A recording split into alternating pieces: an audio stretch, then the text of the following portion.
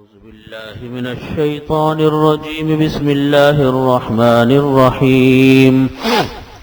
ومن الناس من يعبد الله على حرف فإن أصابه خير اطمأن به وإن أصابته فتنة انقلب على وجهه خسر الدنيا والآخرة ذلك هو الخسران المبين.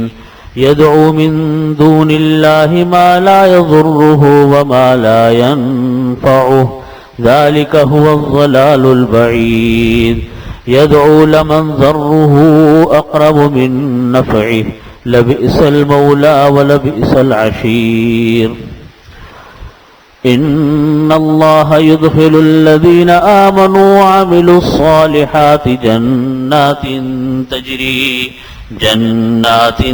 تجري من تحتها الأنهار. إن الله يفعل ما يريد. من كان يظن أن لن ينصره الله في الدنيا والآخرة فليمدد بسبب إلى السماء ثم ليقطع فلينظر هل يذهبن كيده ما يغيظ. وكذلك أنزلناه آيات بينات وأن الله يهدي من يريد. إن الذين آمنوا والذين هادوا والصابئين والنصارى والمجوس والذين أشركوا إن الله يفصل بينهم يوم القيامة. إن الله على كل شيء شهيد. ألم تر أن الله يسجد له من في السماوات ومن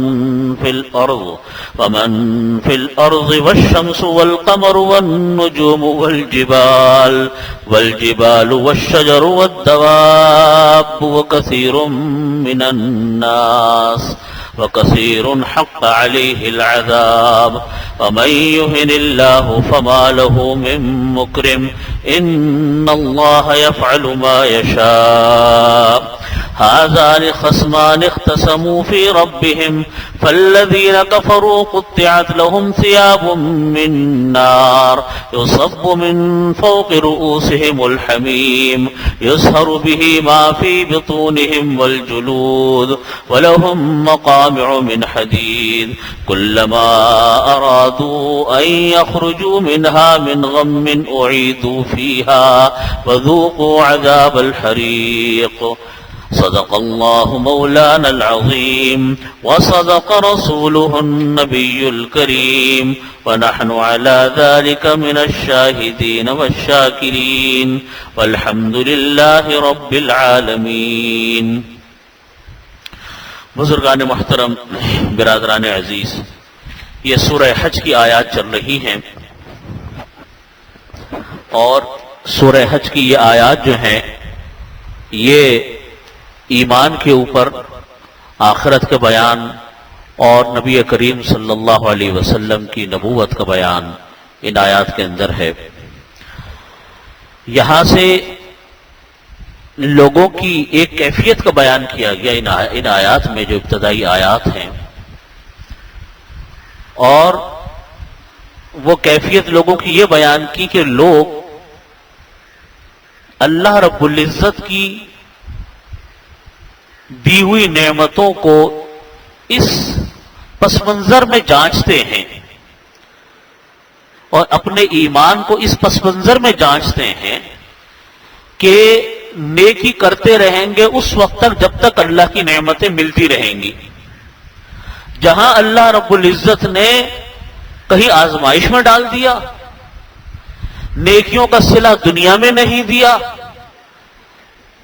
تو ہم پھر جائیں گے کہ بھئی ہم تو نیکیاں کر رہے تو الٹی پڑ رہی ہیں، نعوذ باللہ.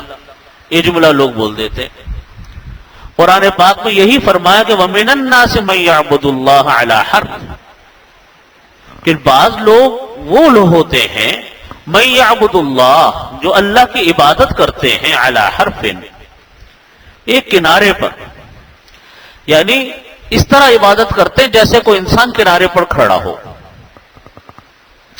فَإِنْ أَصَابَهُ خَيْرٌ اطْمَأَنَّ بِهِ، اگر ان کو ایمان لانے کے نتیجے میں، اعمال صالحہ کے نتیجے میں خیر مل گئی، خیر ملنے کا مطلب ہے کہ اللہ تعالیٰ کی طرف سے دنیاوی نعمتیں میسر آ گئیں، اطمأن بہ، تو وہ مطمئن ہو جاتے ہیں کہ ہاں بھئی ہمارا کام اچھا ہو رہا، ہم نمازیں پڑھتے ہیں، ذکر اذکار کرتے ہیں، یہ کرتے ہیں، وہ کرتے ہیں، تو ہمیں اللہ تعالیٰ دنیا میں نواز رہا، مطمئن رہتے ہیں۔ وَإِنْ أَصَابَهُ فِتْنَةٌ، اور اگر ان کو کوئی آزمائش پہنچتی ہے، انقلب علی وجہہ، تو وہ اپنے منہ کے بل الٹے پھر جاتے ہیں۔ یعنی مطلب یہ ہے کہ بس اب وہ کہتے ہیں ایسے دین کا کیا فائدہ، نہ محنت بھی کر رہے ہیں اور دنیا میں مل بھی کچھ نہیں رہا۔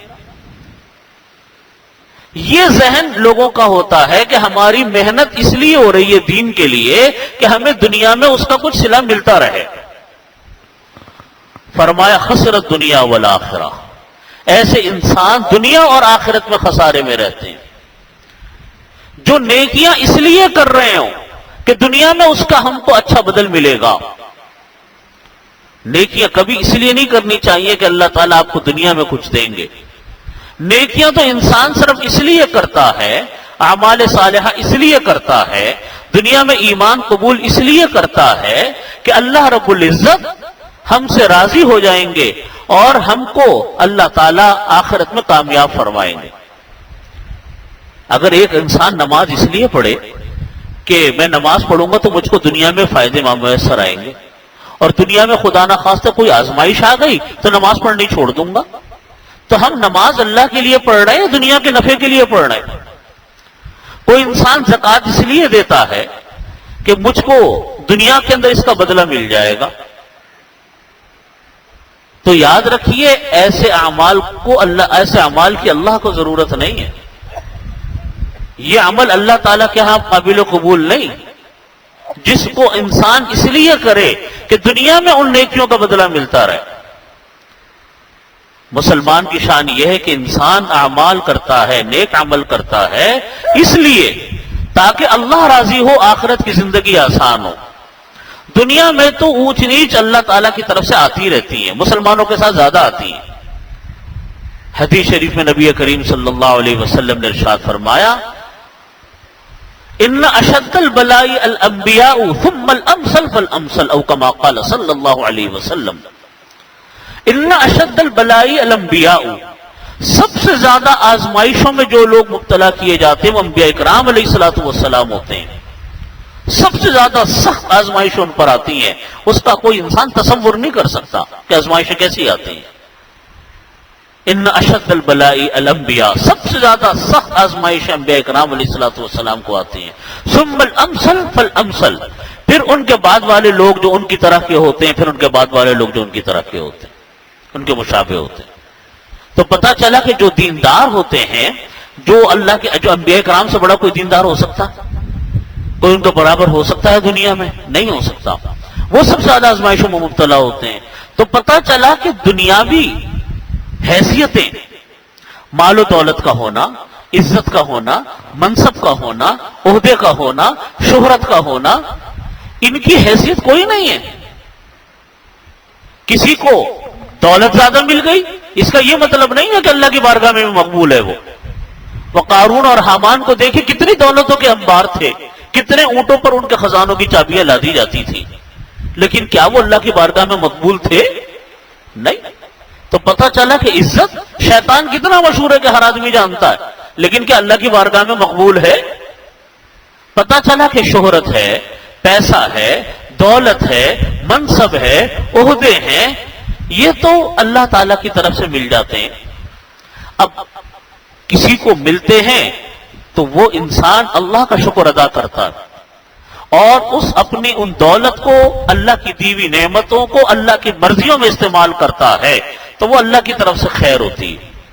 اور کسی کو اگر یہ دنیا کے منصب، عہدے، دولت، شہرت ملتی ہے اور وہ اللہ کی مرضی کے خلاف استعمال کرتا ہے، تو سمجھ لیجئے کہ آزمائش میں مبتلا ہے۔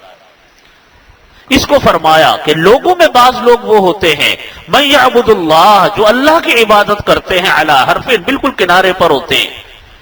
کنارے پر ہونے کا کیا مطلب ہے کہ فإن أصابه خیر، ان کو اگر اللہ کی عبادت کے نتیجے میں دنیا میں خیر نصیب ہو گئی اطمئن بھی تو مطمئن ہو جاتے ہیں، وَإِنْ أَصَابَتْهُ فِتْنَةٌ اور اگر ان کو پہنچ جاتی ہے کوئی آزمائشیں انقلب علی وجہہ تو واپس اپنا منہ لے کر پلٹ جاتے ہیں، خسر الدنیا والآخرہ، فرمایا ایسے لوگ دنیا اور آخرت میں خسارے میں ہوتے ہیں، جو اس لیے عبادتیں کر رہے ہیں، جو اس لیے اللہ کو پوچھ رہے ہیں کہ ہم کو دنیا میں اس کا بدلہ مل جائے گا۔ ایک صحابی تھے، ان کے سامنے جب 2 وقتوں کا کھانا آ جاتا تھا تو وہ سوچ میں پڑ جاتے تھے کہ اللہ رب العزت کہیں میری عبادتوں کا اور میری نیکیوں کی کو اللہ تعالیٰ کی دنیا میں تو نہیں برابر کر رہے۔ کھانے پہ وہ پریشان ہو جاتے تھے کہ 2 وقتوں کا اچھا کھانا مل جاتا تھا۔ تو اس کا مطلب یہ ہے کہ جو صحابہ کرام تھے رضی اللہ عنہم اجمعین، ان حضرات کا معاملہ یہ تھا کہ یہ تو بالکل دنیا سے قطع نظر اپنے آپ کو کر کر عبادت میں لگتے تھے، اور یہی شان ایک مومن کی ہونی چاہیے۔ وہ عبادت اس لیے کرے، وہ نیک عمل اس لیے کرے، وہ ہر کام اللہ کی رضامندی کے لیے کرے، اللہ کو خوش کرنے کے لیے کرے۔ یہ ہے اصل مقصد۔ یہ دل و دماغ میں بٹھا لے اپنے دل کے اندر کہ ہر عمل اللہ کے لیے ہے۔ میرے شیخ حضرت ڈاکٹر عبدالعلی صاحب عارفی رحمۃ اللہ علیہ فرمایا کرتے تھے اپنے مجلس میں کہ دیکھو، ایک تو ہوتے ہیں فرائض و واجبات، بڑی اہمیت کی چیزیں، اس میں تو انسان کو نیت کرنی چاہیے کہ میں صرف اللہ کے لیے کر رہا ہوں، کوئی غیر اللہ کے لیے میری نیت نہیں، کوئی دنیا کے مقصد کے لیے میری یہ نیت نہیں، میں صرف اللہ کے لیے پڑھ رہا ہوں۔ فرمایا کرتے تھے جب تلاوت بھی کیا کرو تو تلاوت کرتے وقت بھی یہ نیت کر لیا کرو کہ یہ تلاوت یا اللہ میں آپ کے لیے کر رہا ہوں، کسی کو دکھانے، کسی کو خوش کرنے، غیر اللہ کے لیے یہ کام نہیں میں کر رہا ہوں، میں تو صرف آپ کے لیے کر رہا ہوں، میرا رب میرے سے راضی ہو جائے۔ وہ انسان دنیا میں کسی خسارے میں نہیں رہتا، ایسا انسان جس سے اللہ اس کا خوش ہو۔ ہاں آزمائشیں آتی ہیں، یہ نہیں ہے کہ آزمائش نہیں آتی، آزمائش تو ہر انسان پر آتی ہے۔ دنیا میں 100% کام کسی کی بھی مرضی کا نہیں ہوتا، بڑے بڑے بادشاہ کا بھی مرضی کا نہیں ہوتا، یہی آزمائشیں ہیں۔ لیکن مومن کی شان یہ ہے کہ وہ اپنے اوپر ہونے والی جتنی نعمتیں ہیں اللہ کی، اس مومن کی شان یہ ہے کہ اللہ کی ان نعمتوں کے اوپر وہ شکر ادا کرتا، لیکن غیر اللہ کا کبھی اس کے دل میں خیال نہیں آتا۔ ہمارے بزرگ فرماتے ہیں کہ دیکھو یہ جو ریاکاری ہے نا، ریاکاری دکھانا، یہ نمازوں میں روزوں میں ذرا کم ہوتی ہے۔ یعنی کہاں دل میں یہ خیال آتا ہے کہ میں مسجد اس لیے جا رہا ہوں تو دوسرا مجھے کوئی دیکھے گا۔ آدمی اب اللہ کے لیے پڑھتا ہے، دل میں اگر کبھی خیال آتا ہے انسان جھٹک بھی دیتا، اور نہ کوئی مسلمان سے یہ امید کی جا سکتی ہے کہ کسی کو دکھانے کے لیے نماز پڑھے گا۔ کیوں پڑھے گا؟ کون کیا دے رہا ہے انسان؟ نماز اللہ کے لیے، عموماً نماز اللہ کے لیے پڑھی جاتی ہے، ریاکاری کا شائبہ کم ہوتا ہے، یا روزے ہیں ریاکاری کا شائبہ ہوتا ہے لیکن کم ہے۔ لیکن یہ جو حقوق العباد ہیں، حقوق العباد کا مطلب ہے ایسے شریعت کے معاملات جس کا تعلق معاشرت سے ہے، جیسے مثال کے طور پہ کسی کی عیادت کرنی ہے، کسی کی تعزیت کرنی ہے، کسی کے ہاں تقریب میں شریک ہونا ہے، کسی کے ہاں خوشی میں شریک ہونا ہے، یا خدا نخواستہ کسی کے ہاں غمی میں شریک ہونا ہے، تو وہ فرماتے ہیں کہ سب سے زیادہ ریاکاری یہاں ہوتی ہے، معاشرت کے معاملات سب سے زیادہ ریاکاری یہاں ہوتی ہے، دکھاوا یہاں ہوتا ہے۔ یہاں اللہ رب العزت کو راضی کرنے کی نیت بعض اوقات وہ دوسرے نمبر پر چلی جاتی ہے، لوگوں کے اندر معاشرت دکھانا زیادہ مقصود ہوتا ہے، برابری مقصود ہو جاتی ہے کہ وہ ہمارے ہاں شادی میں آیا تھا ہم بھی اس کے شادی میں جائیں گے، وہ ہمارے ہاں بیماری کو جب بیمار کوئی ہوا تھا پوچھنا آیا تھا ہم بھی اس کے بیماری کو جائیں گے۔ ابھی وہ مقابلہ بازی چل رہی ہے، حالانکہ یہ عبادتیں بہت بڑی ہیں۔ کسی کے ہم شادی میں جا رہے ہیں اس لیے جا رہے ہیں کہ اس کا حق ہے، کوئی معمولی بات تو نہیں ہے، کوئی بڑی محنت کا کام ہے، اور آج کل کے زمانے میں شادی میں جانا کتنا مشقت کا کام ہے کہ آپ جا رہے ہیں، راستہ بھی لمبا ہے، حالات بھی خراب ہے، پھر وہاں آپ کو گھنٹوں بیٹھنا بھی ہے، اور جلدی فراغت بھی نہیں ہوتی، آتے آتے رات بڑی تاخیر ہو جاتی ہے، اگلا دن بھی متاثر ہوتا ہے، بڑی محنت کرنی پڑتی ہے کسی کا شادی میں جانے کے لیے۔ لیکن ایک انسان کیوں جاتا ہے کہ بھئی میرا رشتہ دار ہے. اب یہاں دو نیتیں ہیں. ایک یہ کہ میں نہیں جاؤں گا تو وہ برا مانے گا، ایک نیت یہ نیت ہم لوگوں کی زیادہ ہو جاتی ہے نا. اور ایک نیت یہ ہے کہ نہیں، اس سے میری رشتہ داری ہے. اللہ رب العزت نے رشتہ داروں کو حقوق رکھے جس کو صلہ رحمی فرمایا. صلہ رحمی یہی تو ہے کہ تم رشتہ داروں کے ہاں ملنے جاؤ. یہ کوئی کم بڑی چھوٹی عبادت نہیں ہے، بہت بڑی عبادت ہے اللہ کے نزدیک. ہم لوگوں نے اس کو رسم و رواج کے کھاتے میں ڈال دیا. یہ اللہ کے ہاں بہت بڑی عبادت ہے کہ کسی رشتہ دار کے گھر جانا، کسی اپنے بھائی بہن کو پوچھنا، کسی کا دل کو خوش کرنا. بعض لوگوں نے فرمایا کہ ادخال السرور فی قلب المومن، مومن کے دل کے اندر خوشیوں کو داخل کر دینا، یہ ایک بہت بڑی عظیم الشان عبادت ہے. کسی مومن کے دل کو خوش کرنا بہت عظیم الشان عبادت ہے، کوئی معمولی عبادت نہیں ہے. ادخال السرور فی قلب المومن. اب یہ نیتیں ہماری ضائع ہو جاتی ہیں کس لیے؟ ایک رسم و رواج کی وجہ سے. اور مقصود کیا ہوتا ہے کہ مقصود کسی کا نیت کا معاملہ ہے، ایک نیت کا کانٹا ہے، اس کو ٹھیک کرنا پڑتا ہے اپنے دل کے اندر. اور مقصود یہ ہے کہ ہمیں اللہ تعالیٰ کو خوش کرنا ہے، اور کسی کا مقصود یہ ہے کہ ہمیں لوگوں کو خوش کرنا ہے. جہاں اللہ والوں کے ساتھ رہنے کا انسان کو یہ فائدہ نصیب ہوتا ہے کہ انسان کے یہ جو نیت کے پیمانے یہ صحیح ہو جاتے ہیں.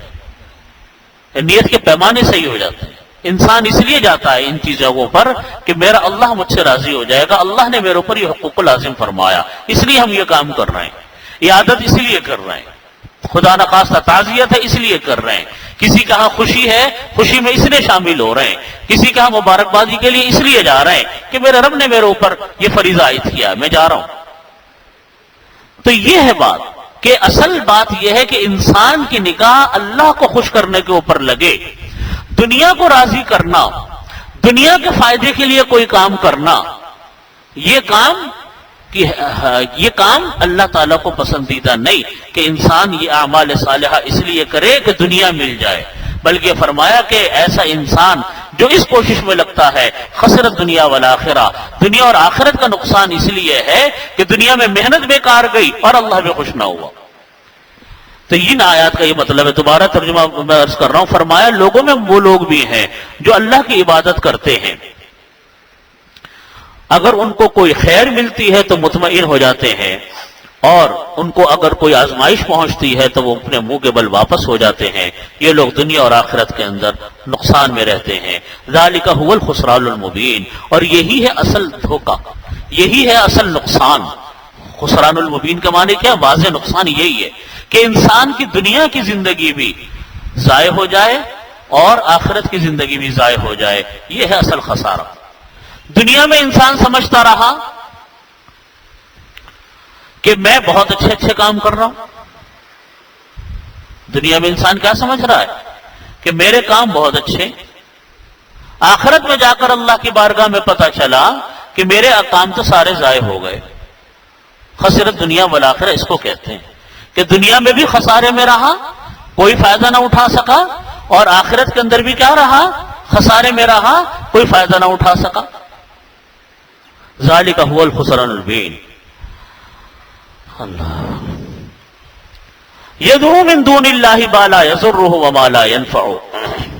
وہ اللہ کو پکارتا ہے، یعنی ایسا انسان جو اللہ کو پکارتا ہے، یعنی جو پکارتا ہے اللہ کے علاوہ کسی دوسرے بتوں کو. یدعو من دون اللہ، جو کوئی انسان پکارتا ہے اللہ کے علاوہ دوسرے بتوں کو.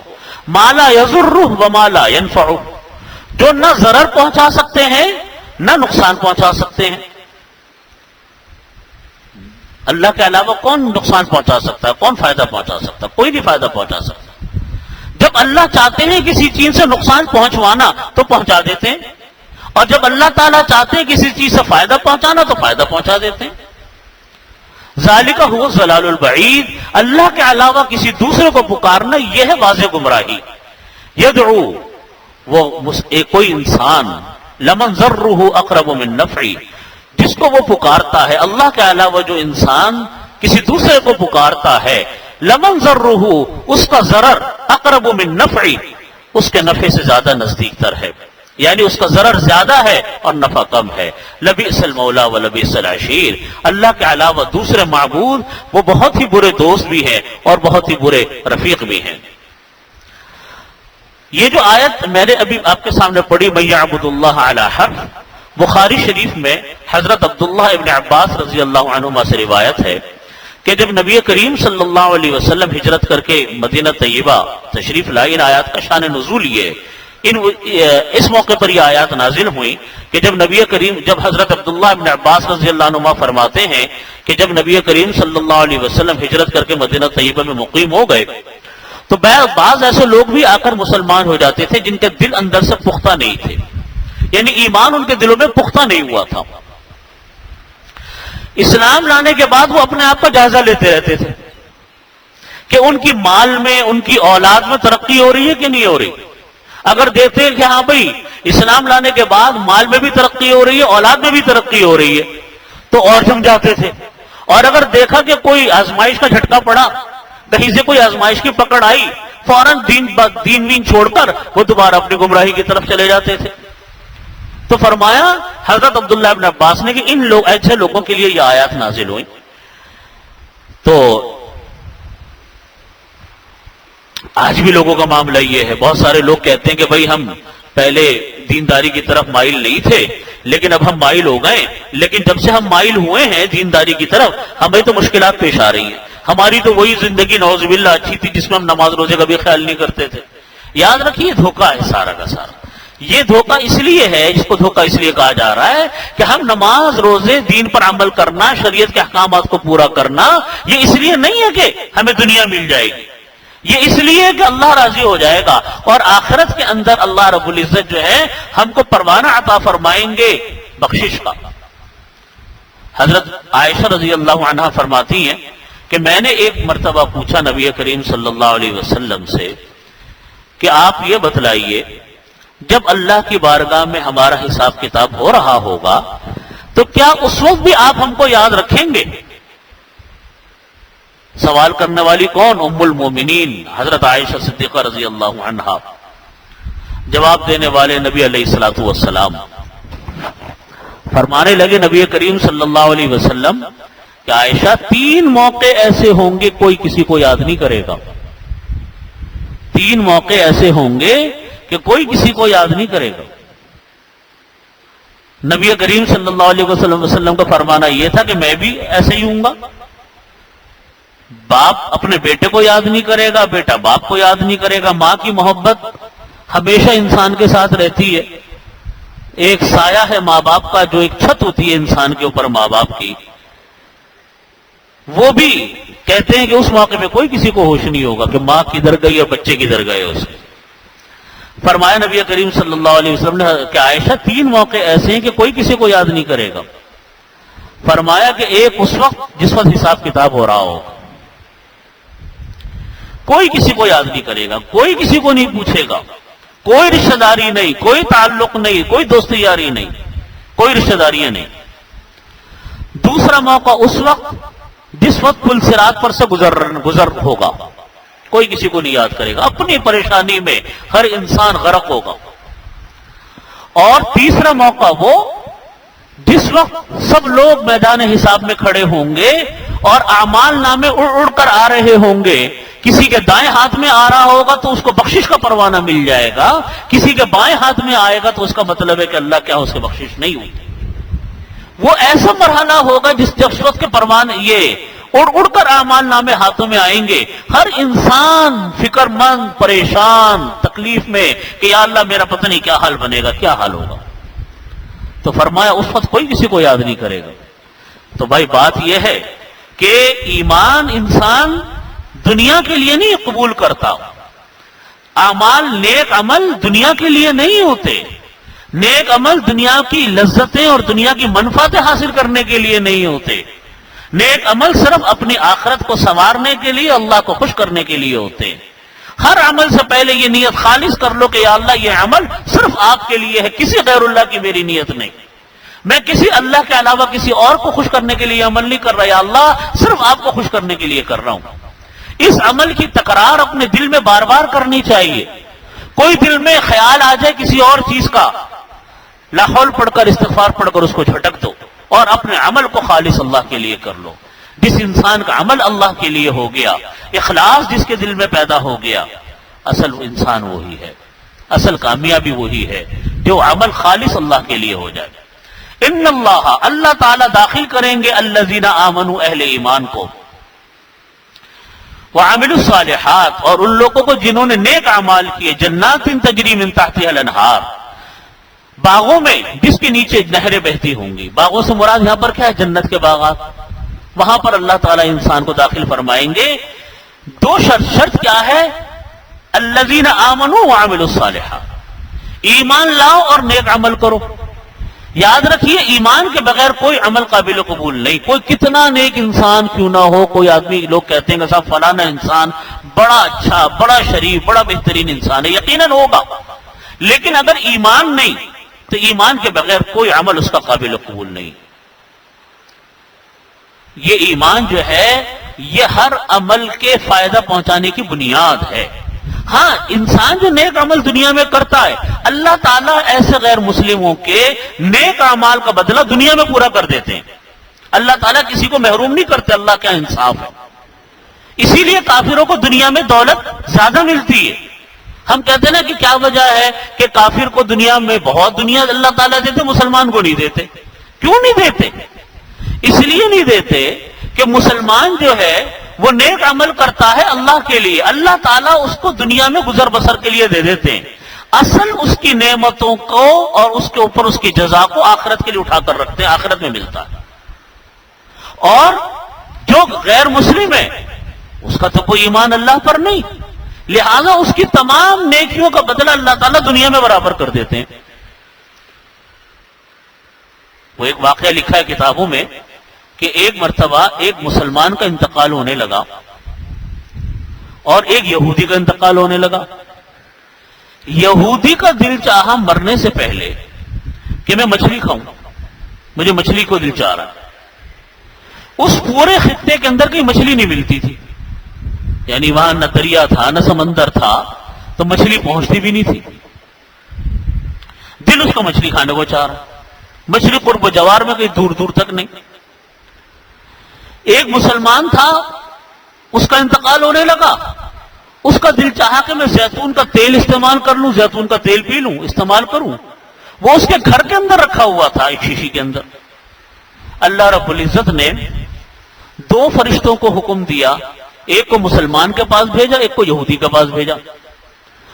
فرمایا جس کو یہودی کے پاس بھیجا، فرمایا اس یہودی کو حکم دیا اللہ رب العزت نے کہ تم جاؤ اور جا کر اس یہودی کے لیے کہیں سے مچھلی لے کر آؤ اور اس کو مرنے سے پہلے پہلے مچھلی کھلا دو۔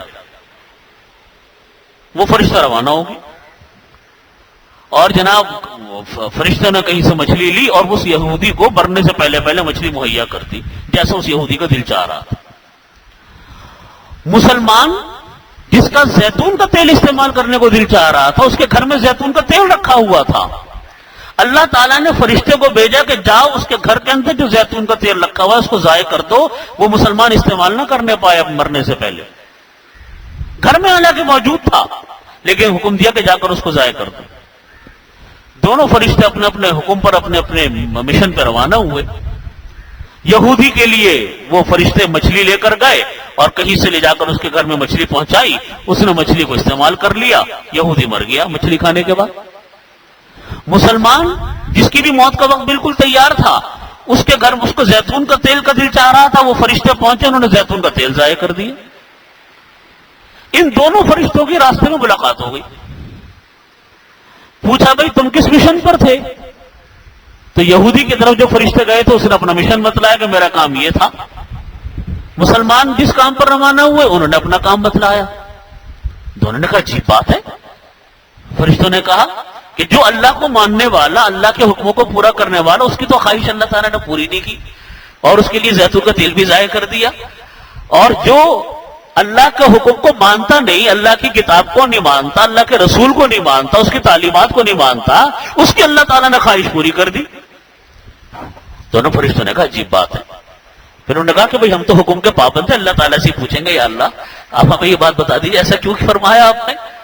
یہ دونوں گئے اللہ کی بارگاہ میں اور جا کر کہا کہ یا اللہ کام تو ہو گیا لیکن ہمیں سمجھ میں نہیں آیا کہ ایسا آپ نے کیوں فرمایا۔ اللہ رب العزت نے فرمایا کہ بھئی دیکھو معاملہ بڑا آسان ہے، معاملہ یہ ہے کہ ہمارے ہاں انصاف ہے، ہمارے ہاں ظلم نہیں ہے، ہمارے ہاں انصاف ہے، ہم ہر ایک کی محنت کا بدلہ اس کو پورا کر کے دیتے ہیں۔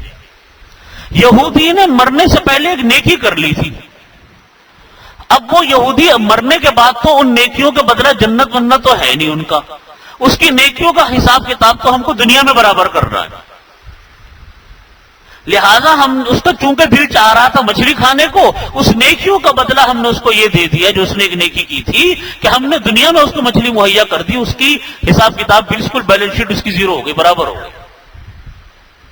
اور جو مسلمان تھا، مسلمان کو تو اصل ہم دولت دیں گے آخرت میں، اس کی ایمان کی، اس کے اعمال صالحہ کی۔ اس کا دل چاہ رہا تھا زیتون کے تیل استعمال کرنے کو، ہم نے ضائع اس لیے کر دیا کہ وہ صبر کرے گا مرنے سے پہلے، اس کے بدلے میں ہم اس کو بہت کچھ آخرت میں دینے والے ہیں، بہت کچھ آخرت میں دیں گے اس کو، اس لیے ہم نے یہ کام کیا۔ تو اس سے یہ بات بھی پتہ چلتی ہے کہ اللہ رب العزت کے ہاں ایک تو انصاف تو ہے ہی، بات دوسری یہ ہے کہ اللہ تعالیٰ جو غیر مسلم کو دنیا میں بہت کچھ دیتے ہیں ان کی نیکیوں کا حساب کتاب اللہ تعالیٰ دنیا میں برابر کر دیتے ہیں۔ اس لیے ہمیشہ یاد رکھیے گا یہ بات، کبھی ان کافروں کی، کبھی ان غیر مسلموں کی دولت کو دیکھ کر، ان کے ملکوں کو دیکھ کر، ان کے ملکوں کی ترقیوں کو دیکھ کر کبھی یہ نہیں سوچنا چاہیے کہ یہ ہم سے بہتر ہیں۔ یاد رکھیے یہ دھوکہ ہے۔ وَمَا الْحَيَاةُ الدُّنْيَا، نہیں ہے دنیا کی زندگی مگر صرف کیا ہے؟ صرف دھوکے کا سامان ہے۔ وَمَا الْحَيَاةُ الدُّنْيَا إِلَّا مَتَاعُ الْغُرُورِ، قرآن کریم میں فرمایا یہ دنیا کی زندگی صرف دھوکے کا سامان ہے۔ غیر مسلم جو ہیں یہ رش کی چیز نہیں ہوتے۔ آج ہم لوگ بہت رش سے ہمارے لوگ ان کو دیکھتے ہیں کہ ان کے ملکوں کو دیکھو، ان کے شہروں کو دیکھو، ان کی ٹیکنالوجی کو دیکھو، ان کے ممالک کی خوبصورتی کو دیکھو، اور ہم کہتے ہیں کہ وہ ہم سے اچھے۔ اللہ رب العزت کے ہاں اچھائی کا معیار دنیا کی ترقی نہیں ہے، یہ ٹیکنالوجیاں نہیں ہیں، دنیا کے ممالک کے خوبصورت اور بدصورت ہونا نہیں ہے۔ اللہ رب العزت کے ہاں اچھائی کا معیار ایمان اور کفر ہے، یہ اللہ کے ہاں اچھائی کا معیار۔ ہمیں کبھی دھوکہ نہیں کھانا چاہیے ان غیر مسلموں کی ان ترقیوں سے۔ اس لیے آپ یہ سوچو کہ اللہ تعالیٰ کے نے ان کو ٹھیک ہے دنیا میں ہمیشہ یہ تاریخ چلی آئی، آج کی نہیں، ہزاروں سال سے یہ تاریخ چلی آ رہی ہے کہ اہل ایمان کے پاس ہمیشہ دنیا کم رہی اور اہل کفر کے پاس ہمیشہ دنیا زیادہ رہی۔ وجہ یہی ہے کہ اللہ تعالیٰ اہل کفر کا نیکیوں کا بدلہ دنیا میں برابر کر دیتے ہیں، ہماری نیکیوں کا بدلہ دنیا میں برابر نہیں ہوتا، ہمیشہ دنیا ہمارے پاس کم رہی۔ آپ نبی کریم صلی اللہ علیہ وسلم سے لے کر پہلے انبیاء کرام سے پہلے اس کے زمانے سے لے کر آپ یہ معاملہ اٹھا کر دیکھ لیجئے۔ اسی کو فرمایا کہ من کان یظن ان لن ینصرہ اللہ فی الدنیا والآخرہ، جو کوئی انسان یہ گمان کرتا ہے کہ اس کی ہرگز اللہ تعالیٰ مدد نہیں کریں گے دنیا اور آخرت میں، یعنی جس انسان کو یہ خیال ہو کہ اللہ تعالیٰ نبی کریم صلی اللہ علیہ وسلم کی اور اہل ایمان کی مدد نہیں کریں گے دنیا میں، اس کو اللہ تعالیٰ نے ایک مثال سے تعبیر فرمایا کہ من کان یظن، جو کوئی انسان کے یہ گمان کرتا ہے لن ینصرہ اللہ، کہ ہرگز اس کی مدد نہیں کریں گے اللہ تعالیٰ دنیا میں اور آخرت میں، فَلْيَمْدُدْ بِسَبَبٍ إِلَى السَّمَاءِ، اس کو چاہیے کہ ایک رسی کو تان لے آسمان کی طرف، ثُمَّ لْيَقْطَعْ، پھر اوپر سے کاٹ دے، فَلْيَنْظُرْ، پھر وہ یہ دیکھے، هَلْ يُذْهِبَنَّ كَيْدُهُ مَا يَغِيظُ، کہ کیا اس کا غصہ جاتا رہا۔ اس کو اس طریقے سے جو تعبیر کیا جس کو علامہ قرطبی رحمۃ اللہ علیہ نے اس طریقے سے در منصور میں اس طریقے سے روایت کیا کہ نبی کریم صلی اللہ، جو کوئی انسان یہ چاہتا ہے اور وہ یوں سمجھتا ہے کہ اللہ تعالیٰ نے ہماری مدد نہیں کی، اللہ تعالیٰ اہل ایمان کے اور نبی کریم صلی اللہ علیہ وسلم کی مدد نہیں کرتا، تو اللہ رب العزت نے اس کو اس مثال سے اس طریقے سے تعبیر فرمایا کہ ایسے انسان کو یہ چاہیے کہ وہ آسمان پر جا کر وحی کے سلسلے کو ختم کر دے۔ بھئی جب وہ یہ کہتا ہے کہ اللہ تعالیٰ کی اللہ رب العزت نعوذ باللہ مدد نہیں فرما رہے اپنے نبی کی اور اہل ایمان کی، تو اس کو چاہیے کہ آسمان پر چڑھ جائے اور جا کر وحی کے سلسلے کو ختم کر دے۔ جب یہ کام کسی طرح ممکن نہیں ہے تو اس کا مطلب یہ ہوا کہ اس کے بلا وجہ غیظ و غضب ہونے کا فائدہ کیا۔ یہ موقع ایسے موقع پر انسان کہتا ہے کہ جب انسان کو بعض اوقات پہ تکلیفیں پیش آتی ہیں اور آدمی کہتا ہے کہ اللہ کی طرف سے مدد نہیں آ رہی، ہمارے اہل ایمان کی تو نعوذ باللہ اللہ نے مدد نہیں کی، یہ شکایت اللہ سے ہے، یہ شکایت اس کا غیظ و غضب کی علامت ہے۔ تو فرماتے ہیں کہ یہ سلسلہ جو ہے اس کو یہ بات کہنا، یہ بات در حقیقت اس کا غیظ و غضب ہے جو کسی طرح اس کے لیے جائز نہیں، حرام ہے ایسی بات سوچنا۔ تو فرماتے ہیں کہ ایسے انسان کو چاہیے کہ وہ آسمان پر جائے اور اللہ نے جو وحی کا سلسلہ اپنے نبی پر رکھا اس کو ختم کروا دے۔ اور بعض حضرات نے اس کو اس طریقے سے تعبیر فرمایا، حضرت عبداللہ ابن عباس رضی اللہ عنہما سے بھی تفسیر مظہری وغیرہ میں یہ روایت منقول ہے کہ ایسے انسان کو یہ چاہیے کہ وہ آسمان پر چڑھ جائے کہ اور رسی میں پھندا ڈال کر خودکشی کر لے۔ یعنی جو انسان ایسی بات سوچتا ہے کہ اللہ تعالیٰ نے ہماری مدد نہیں کی، اس کو چاہیے کہ وہ ختم ہو جائے، یعنی اتنی غلط بات اس نے سوچی ہے۔ وَكَذَلِكَ أَنزَلْنَاهُ آيَاتٍ بَيِّنَاتٍ، اسی طریقے سے ہم نے نازل کی ہے واضح نشانیاں، وَأَنَّ اللَّهَ يَهْدِي مَن يُرِيدُ، اور اللہ تعالیٰ سجھاتا ہے جس کو چاہتا ہے، یعنی اللہ تعالیٰ ہدایت دیتا ہے جس کو چاہتا ہے۔ ان الذین آمنوا والذین ہادوا والصابئین والنصارى، جو لوگ کے ایمان لائے، والذین ہادوا، اور جو لوگ کے یہودی ہو گئے اور صابئین ہو گئے، نصرانی عیسائی ہو گئے، مجوسی ہو گئے، مشرک ہو گئے، تو ان سب کے بارے میں اللہ تعالیٰ فرماتے ہیں ان اللہ یفصل بینہم یوم القیامہ، ان کے درمیان اللہ تعالیٰ قیامت کے دن فیصلہ فرمائیں گے۔ ان اللہ علی کل شیء شہید، اللہ تعالیٰ ہر چیز کے اوپر، ہر چیز اللہ تعالیٰ کے سامنے ہے۔ یعنی آج کتنے غیر مسلم ہیں، کتنے طرح طرح کے طبقات ہیں، فرماتے ہیں کہ تم اس راستے پر رہو جو راستہ اللہ کے نبی کا ہے اور صحابہ کرام کا ہے۔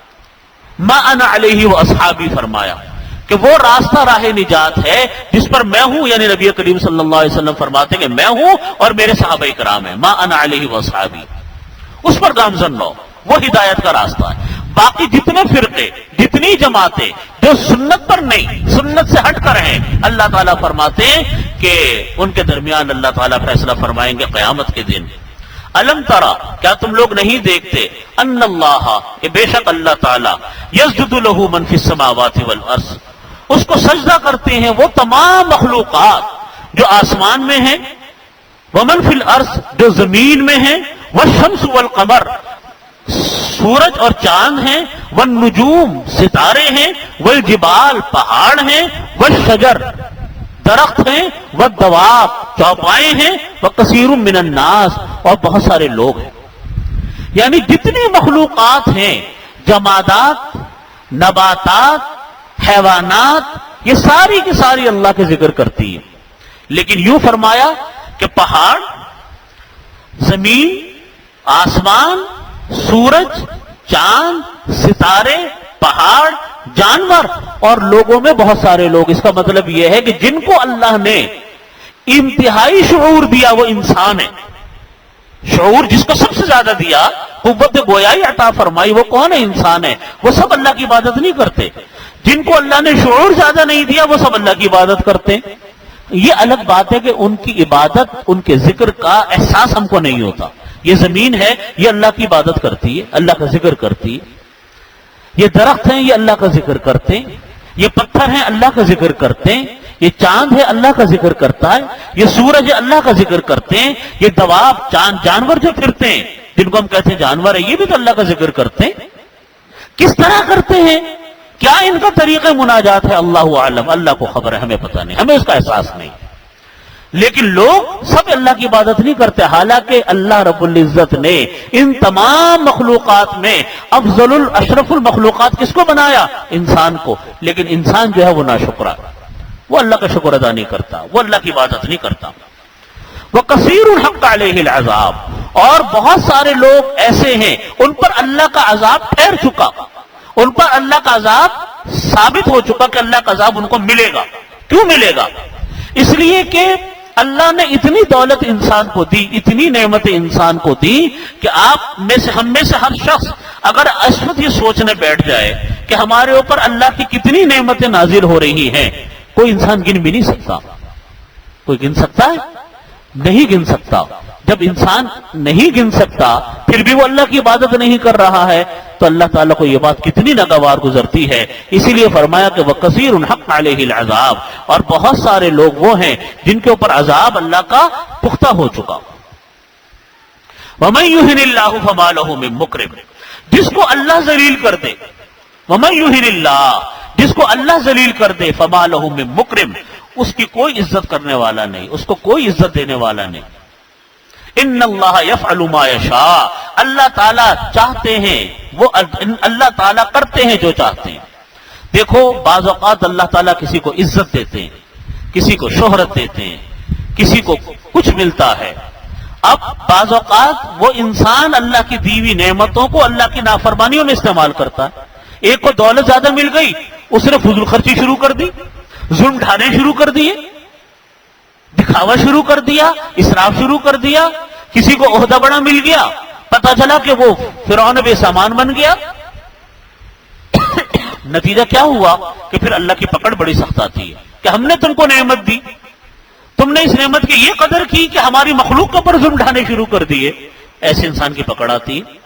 ہم اور آپ کتنے یہ منظر دیکھتے ہیں، کل کے وزیر آج کے اسیر ہیں، اور آج کے اسیر کل وزیر بن جاتے ہیں۔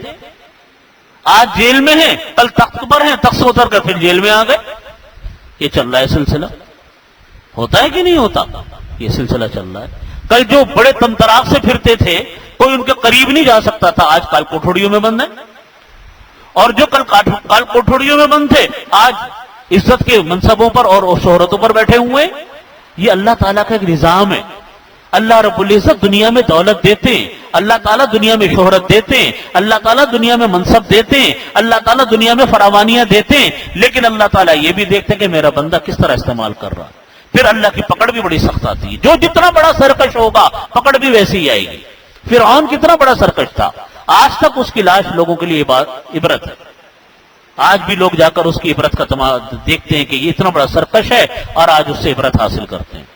دنیا کے بڑے بڑے بادشاہ، کوئی ان کی طرف بات نہیں کر سکتا تھا، کوئی ان کی طرف نظر اٹھا کر نہیں دیکھ سکتا تھا، کوئی ان سے مل نہیں سکتا تھا۔ آج جا کر ان کے مزاروں کو ذرا دیکھیے، ان کی قبروں کو جا کر دیکھیے، کوئی چمگادڑوں سے بھرا پڑا ہے، کوئی اندھیرے کے اندر بھرا پڑا ہے، کوئی ان کے قبر میں کوئی فاتحہ پڑھنے والا آپ کو نہیں ملے گا۔ اس کے برعکس وہ لوگ جو اللہ کے نیک بندے ہیں، ان کے قبروں پر آپ جا کر دیکھیں تو انوارات نظر آتے ہیں، ان کے لیے ایصال ثواب کرنے والے آپ کو لوگ نظر آئیں گے، ان کے قبر پہ کوئی نہ کوئی موجود نظر آئے گا۔ یہ کیوں ہے؟ یہ اللہ کے لیے۔ اسی کو اللہ تعالیٰ فرماتے وَمَن يُهِنِ اللَّهُ، جس کی توہین اللہ تعالیٰ کر دے، جس کو اللہ ذلیل کر دے، فَمَا لَهُ مِن مُكْرِمٍ، اس کو کوئی عزت دینے والا نہیں۔ دنیا میں اگر کسی کو کچھ مل گیا، اللہ کی رضامندی میں استعمال کرنا چاہیے، اس کو تکبر میں مبتلا نہیں ہونا چاہیے۔ ان اللہ یفعل ما یشاء، بے شک اللہ تعالیٰ وہ کرتے ہیں جو چاہتے ہیں۔ اسی پر میں اپنی بات ختم کرتا ہوں۔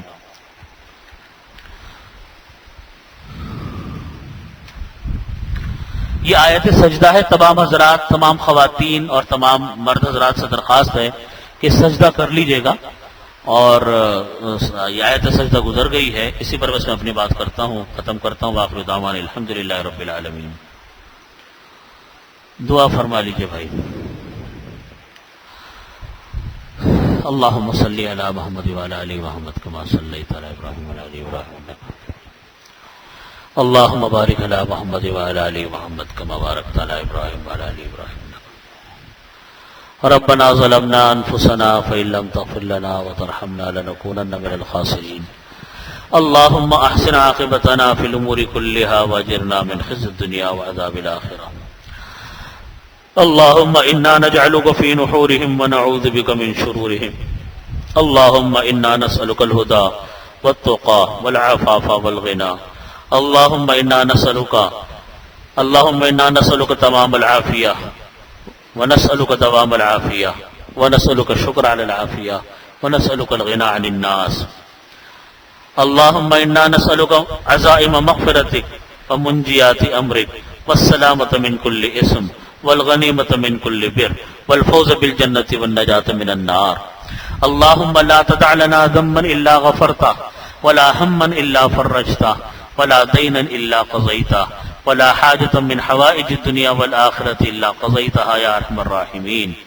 یا اللہ ہمارے تمام گناہوں کو معاف فرما، یا اللہ ہمارے تمام صغیرہ کبیرہ گناہوں کی مغفرت فرما، یا اللہ ہم سب کو ہر طرح کی عافیت نصیب فرما، یا اللہ قرآن پاک کا فہم عطا فرما، اس کو صحیح طریقے سے سمجھنے کی اور اس پر عمل کرنے کی توفیق عطا فرما، یا ارحم الراحمین احادیث مبارکہ کو سمجھنے کی اور اس پر عمل کرنے کی توفیق عطا فرما، یا اللہ ہم سب میں سے یا اللہ جو لوگ بیمار ہیں ان کو یا اللہ شفاء کامل عاجل مستمر دائم عطا فرما۔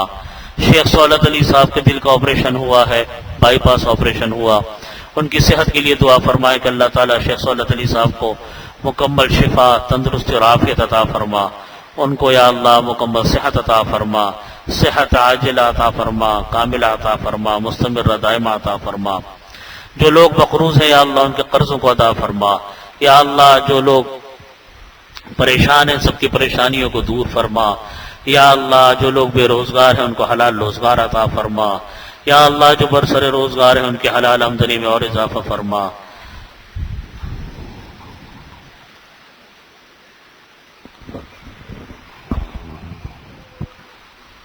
اللہم صلی علی محمد وعلی آل محمد کما صلیت